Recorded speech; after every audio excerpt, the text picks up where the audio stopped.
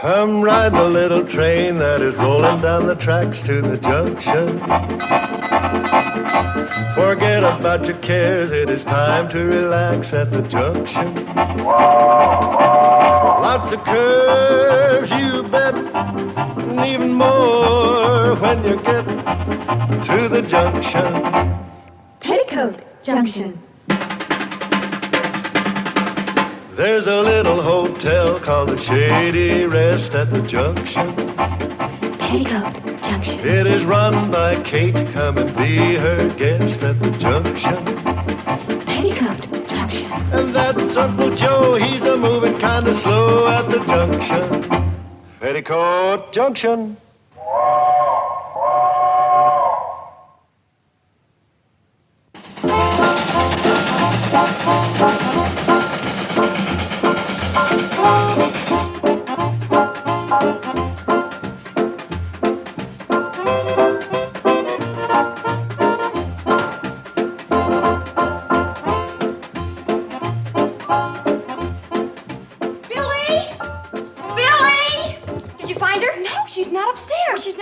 Either. Well, maybe Betty found her.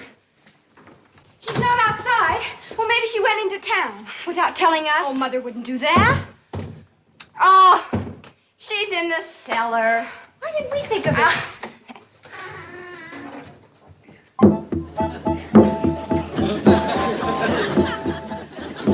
All right.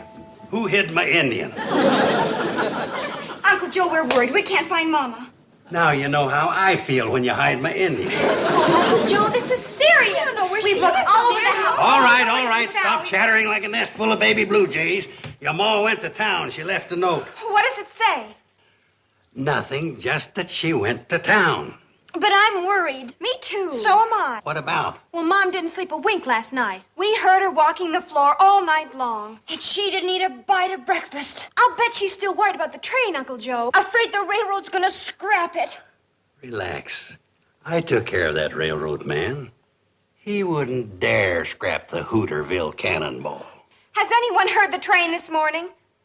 No, I haven't. I haven't either. Then Mother must still be at the track waiting. Come on. Let's go.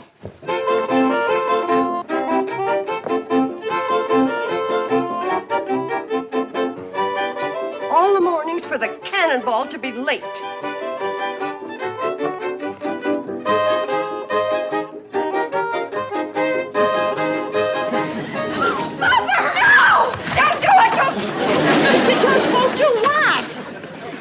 For the Cannonball. It's 2 hours late.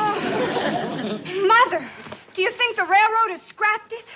Of course not. There's nothing to worry about. Then why were you awake all night? I was reading. Walking the floor? If I read in bed, I fall asleep.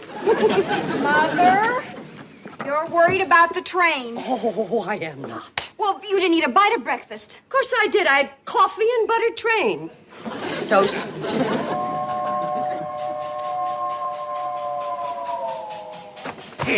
Hey, you sure started a ruckus this morning. Look at Uncle Joe. The Cannonball's still running. Well, of course it's still running. I saw to that. Let's all go up and get some breakfast. Look, I'm going into Hooterville to see Sam Drucker. What about? About the train. He knows the law, and we should be ready in case Mr. Bedloe makes more trouble. I sure sent that Bedloe running back to the main office with his tail between his legs. He wouldn't dare tackle me again. Yeah, but what if somebody higher up in the railroad makes more trouble? We'll bring them on. The bigger they come, the harder they fall. I still feel better talking to Sam. No, you stay here and I'll go. Fighting the railroad's a man's job. Well, I kind of thought you'd get some of those chores done today. What chores? Well, you've been promising to chop some wood and clean out the chicken yard. You hear that? I'm fighting the CNFW Railroad single-handed, and she asked me to clean out a chicken yard.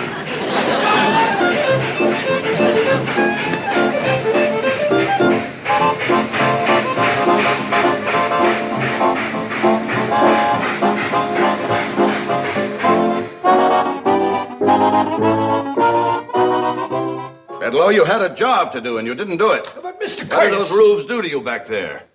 You used to be the best hatchet man this railroad ever had. Now look at you. You couldn't chop your way through a watercress sandwich. Mr. Curtis. Don't just stand there. Start lying. Yes, sir. Well, Chief, I saved this line at least $150,000. If we junked the Hooterville Cannonball, those people were going to sue us for damages. Let them sue. Why do you think we're overpaying our lawyers? Gentlemen, I tell you the Hooterville Cannonball is through. But it's such a quaint little train. The CNFW doesn't have room for quaint little trains. Now, if we hook up the main line from Hooterville, extend the branch from Pixley to our existing track, we can cut 30 minutes from the schedule of the Fenton City Flyer. 30 valuable minutes. And that means money in the bank for the CNFW. But, Chief, you can't send the flyer through that valley. There are too many curves. We'll straighten them. And the trestle that connects with the branch line is absolutely ruined. The others are too narrow and old. We'll build new ones out of concrete and steel. But the right-of-way is full of hills. We'll level them. And swamps. We'll fill up the swamps with the hills. Gentlemen, we'll send our diesels through there so fast, those Hooterville hicks will think they're living on a launching pad. Now, I will have a full report for you by the end of the week. I am going into that valley incognito and make a personal survey. But Mr. Incognito, Mr. Bedloe. You see, that's where you made your mistake. You told them who you were, and they ganged up on you. Miss Hammond, I want you to have my helicopter and wrinkle me a suit. Have them both on the roof in 20 minutes.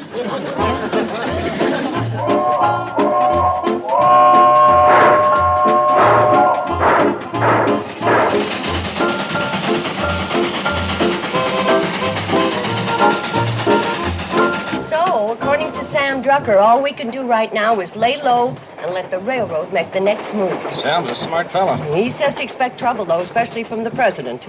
Remember how mean Mr. Bedloe was? Honorest man I ever met. Well, from what Sam's heard, the president of this railroad makes Mr. Bedloe look like a Sunday school teacher. Floyd, look. It's a heliocopter. Yeah. What do you suppose that whirly-bug's doing around here? Put me down outside Hooterville. According to the map, I flew right over it, but I didn't see a thing. You just passed the train, so put me down in front of it and I'll flag a ride. Roger.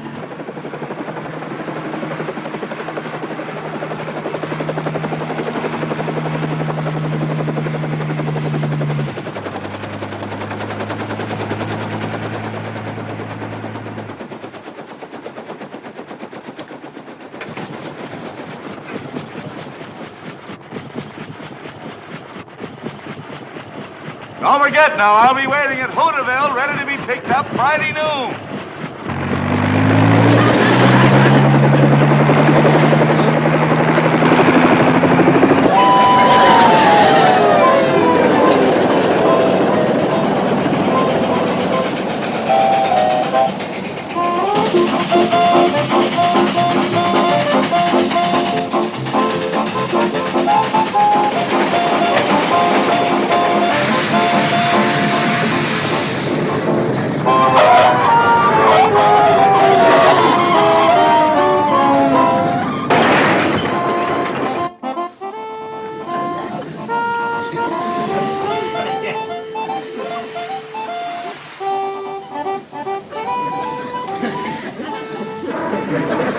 Looks like a hobo.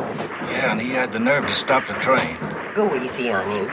Listen, Kate, it's bad enough for a hobo to hook a ride on the outside, but he'd come inside. Yeah, but the poor fella looks like he's on his last leg, so take it easy, huh? Okay. Hi there. Hello? My name is Kate Bradley. I run the Shady Rest Hotel up the tracks away. And this is Mr. Smoot. Hello, Smoot. It's Mr. Smoot. How far you figuring on going? End of the line. How much do I owe you?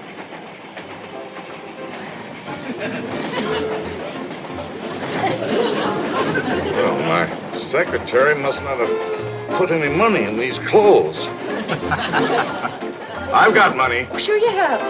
Sure you have.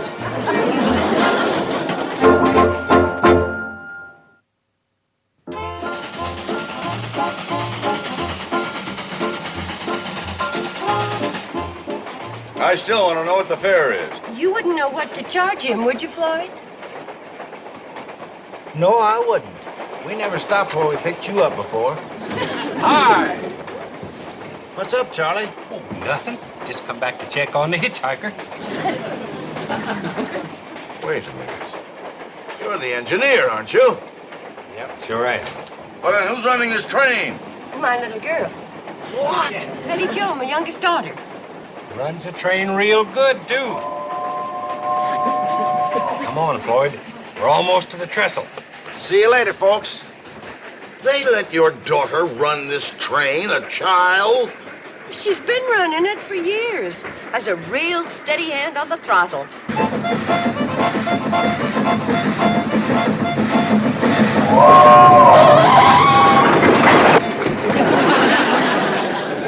Her braking could stand improving. What are we stopping here for? Morgan Creek Trestle. We always stop here this time of the year. Why?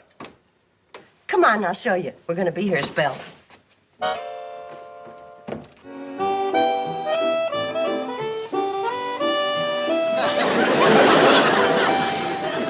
I'm all baited up and ready to go. Well, dump it in. Fish ain't likely to climb up here begging for it. Quiet, both of you. I think I got me a nibble. Nope, the worm was just stretching. Oh, no. You mean to tell me you stopped this train just to go fishing? We ain't in no hurry. Well, I am. Let's get this iron rolling. You sure give good orders for a hobo. A hobo? I am Norman P. Curtis, presently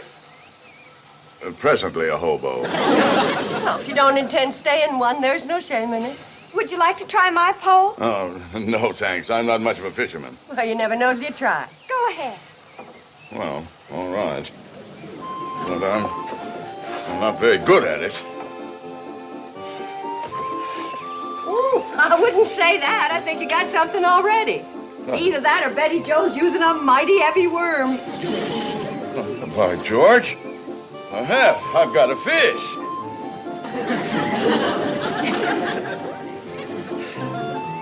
Look, a fish. Isn't that cute? I caught a fish.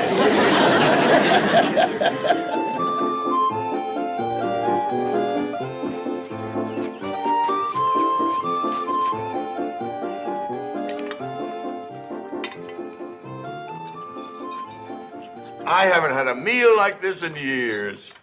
The way you're glomping it down, you won't need another one for years. I thought those two freeloaders could put it away, but you got them backed into a corner.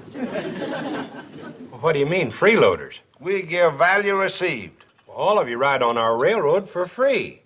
Oh, they do? Well, I'd like to hear more about that later. Yes, Kate and the girls and Uncle Joe and... Here you are, Mr. Curtis. The piece de resistance. Oh, Mrs. Bradley, I don't think I have room for anything more. Oh, you're just being modest. The way you pack it in, you could give stuff and lessons to a silo. You'll have room, all right. Regarde. Poisson a la Curtis. My fish. Where? Right there under that sprig of parsley.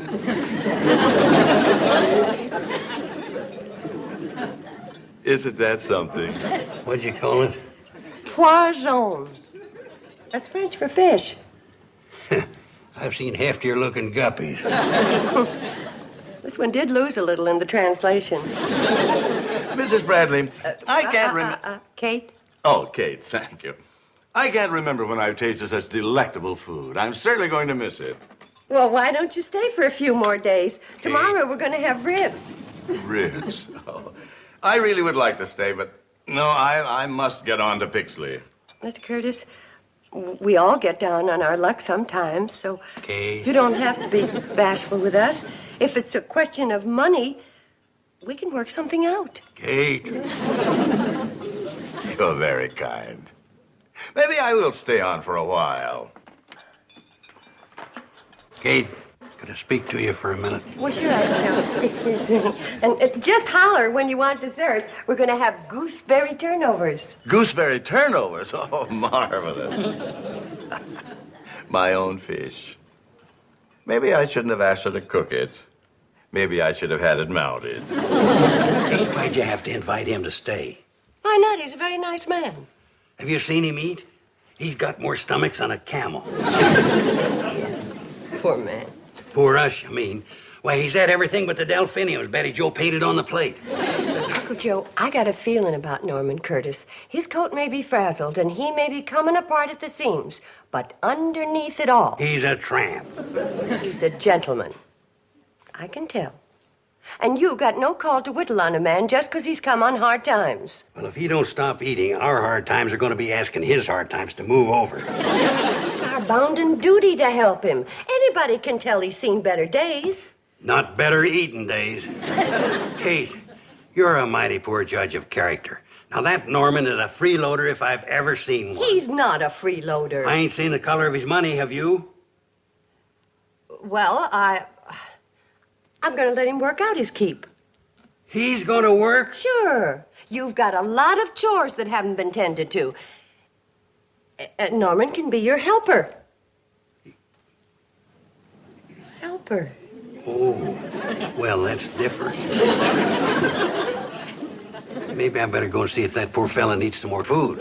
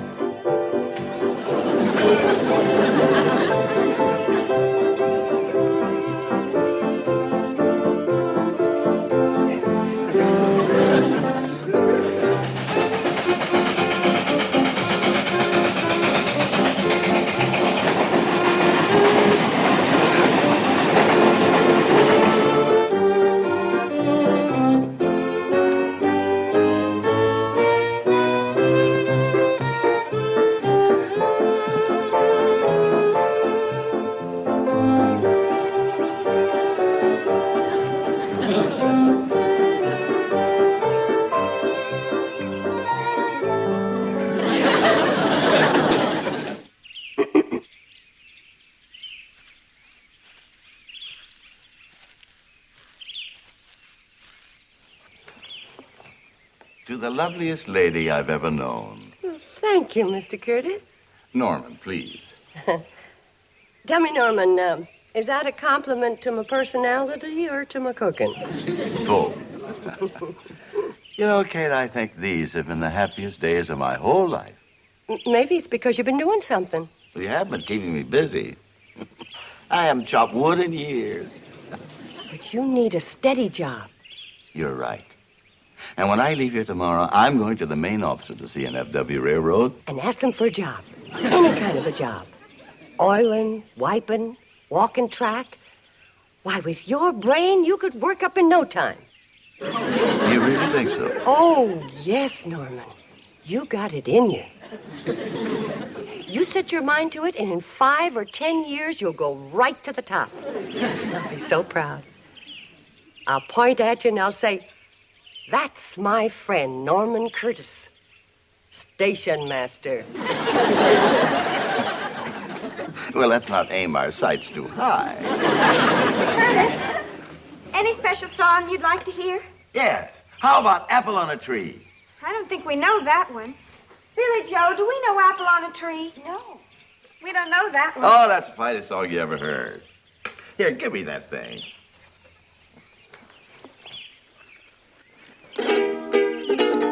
Wish I was a woolly boogie bee Wish I was a woolly boogie bee. I was a woolly boogie bee. I'd make my home in that cherry tree. Wish I was.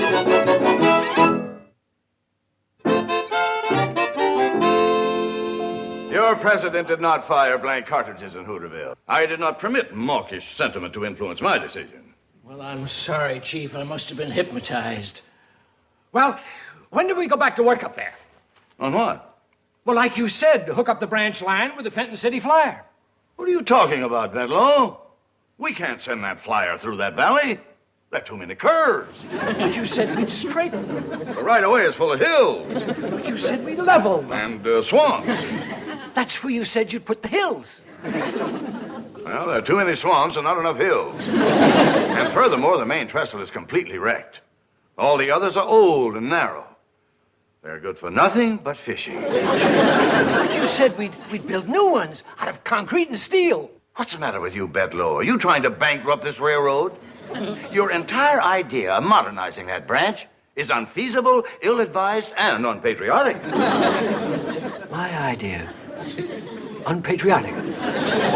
Gentlemen, I am leaving immediately to try and straighten out the mess created by our ambassador of goodwill, Mr. Bedlow here. I'll have a full report for you by the middle of next week. Or the week after. Well, anyway, I will let you know. Gentlemen, this meeting is adjourned.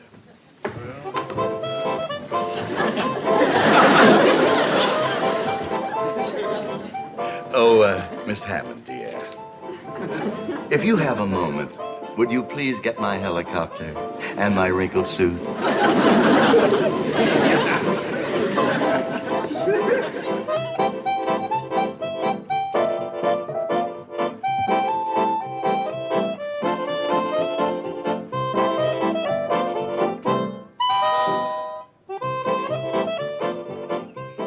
I sure hope Mr. Curtis got that job. What job? At the railroad. Before he left, said he was going to the main office and see about it. Kate, you're the worst judge of character I've ever seen. Nutty Norman is a hobo, born and bred. Those kind of fellas don't want to work. Sure worked hard here, doing your chores. Yeah, I tried to help him make something out of himself. Man just don't take to work the way I do.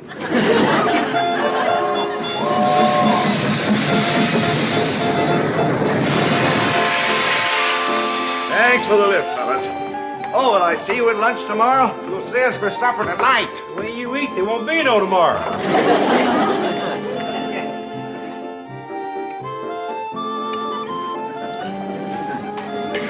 You know something? You're the first man I ever seen could get sparks out of a knife and fork. Now, Uncle Joe, leave him be. He feels bad enough not landing that job. Yeah, it's ruined his appetite. He's just as well off not getting in with that CNFW outfit. Yeah, I hear they are all a bunch of nuts. That's the case. Nutty Norman ought to be president. Now, that's enough.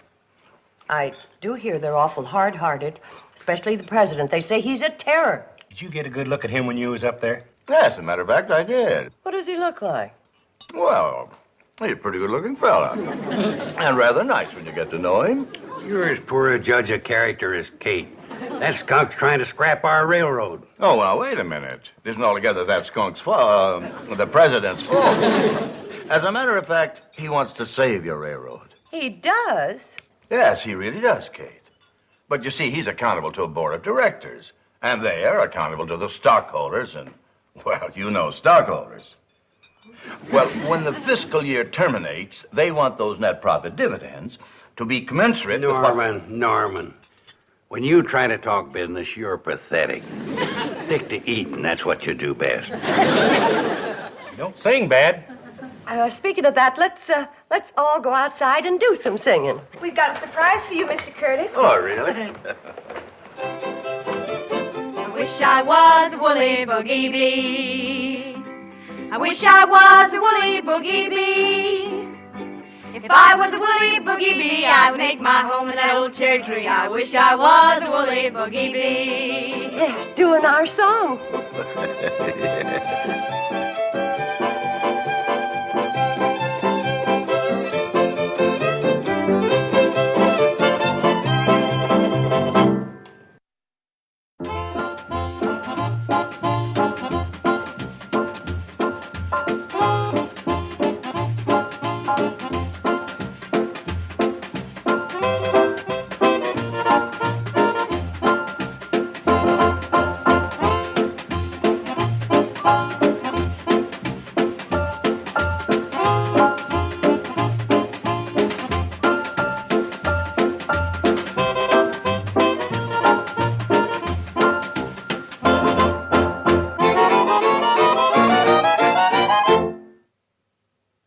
This has been a Filmways presentation.